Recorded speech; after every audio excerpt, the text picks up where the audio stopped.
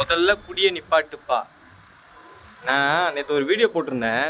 எங்கள் அம்மாவோட கடனுக்காக நான் வந்து இந்த கூலி வேலைக்கு தள்ளப்பட்டேன் அப்படின்னு சொல்லி போட்டிருப்பேன். அவர் கமெண்ட் பண்ணியிருக்காரு, முதல்ல குடியை நிப்பாட்டுப்பான்னு. இந்த ட்ரெஸ்ஸு, இந்த மூஞ்சி, இந்த ஹேர் ஸ்டைல்லாம் பார்த்தா உங்களுக்கு அப்படி வந்து குடிக்கிற மாதிரி தான் தோணும். நான் குடிச்சே அழிஞ்சு போனேன்னா ஒயின் ஷாப் பக்கம் போயிருப்பேனே. குடியை வாங்கி கொடுத்து குடும்பத்தை கெடுக்க இங்கே லட்சம் பேர் இருக்கான். நல்லது பண்ண தான் ஆள் இல்லை.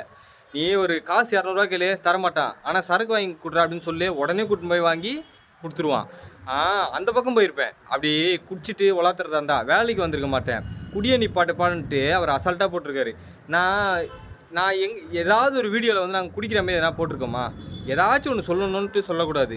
மூஞ்செல்லாம் பார்த்தா அப்படி தான் இருக்கும். ஏன்னா இந்த மாதிரி இருந்தால் தான் இந்த பில்டிங் அழகாகும். இல்லைனா வந்து எப்படின்னா என்னை அழகாகவே வச்சுக்கின்னு இந்த வேலை செய்யணுன்னா கண்டிப்பாக பண்ண முடியாது.